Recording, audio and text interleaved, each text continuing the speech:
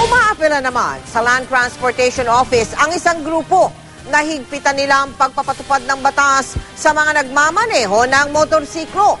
Marami pa rin kasi ang naaksidente dahil sa katigasan ng ulo.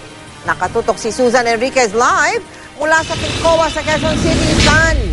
Mel, sa tatlong pangunahing kalsada sa Metro Manila ay pinapatupad ang motorcycle lane. Kabilang dito ang kahabaan ng EDSA, ang Macapagal Avenue sa Pasay City at ang Commonwealth Avenue dito sa Quezon City. Pero ang isang grupo ng motorcycle riders sa bansa hindi kontento sa mga nakalatag na safety guidelines.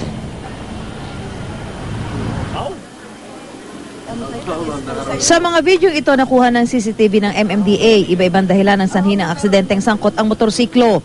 Minsan mismong rider ang pasaway tulad ng isang ito na beating the red light kaya nasalpok ang sasakyan sa intersection. Tumilapon ng rider mabuti at hindi siya nasawi. Pero mas madalas daw ang motorsiklo ang biktima ng malalaking sasakyan. At madalas ang sakay ng motorsiklo ang nasasawi.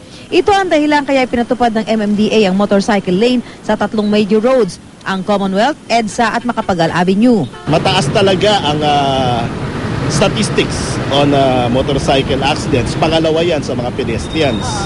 So, dahil siguro dalawang gulong ito at madaling tamaan, binigyan natin sila ng lane para hindi natin sila makita kung saan ang mga lane dito sa tatlong major thoroughfares natin.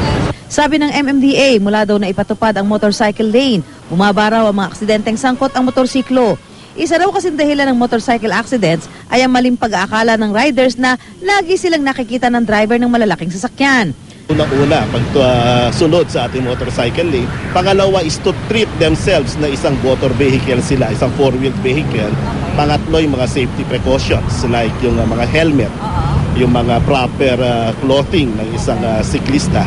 Panawagan din ng Motorcycle Federation of the Philippines. Aksyonan sana ng Land Transportation Office, hindi lang ang pagbabantay sa mga motorcycle lane, kundi maging ang mahigpit na pagpapatupad sa Motorcycle Standard Helmet Law o Republic Act No. 10054. May ilang kasing nagmumotorsiklo ang hindi na gumagamit ng helmet. Since na ako, kasama ako nagpo-promote do sa Decade of Action for Road Safety, bakit hindi in-implement ng Pilipinas international yung early warning device? Muli ay pinaalalahanan ng MMDA ang mga motorcycle rider na sumunod sa batas gaya ng pagbaybay sa mga itinalagang motorcycle lane, gumamit ng tamang helmet at hanggat maaari isa lang ang sakay ng mga motorsiklo. Mel? Sana research mo ba kung anong parusa pag nahuli? Naku, yan. Mel, eto yan. Ano? Kapag nahuli ka yung unang offense mo, may bayad kang 500 pesos na multa.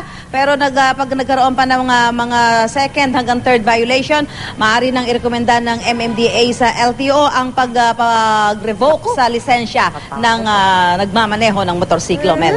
Maraming salamat sa iyo, Susan Enriquez.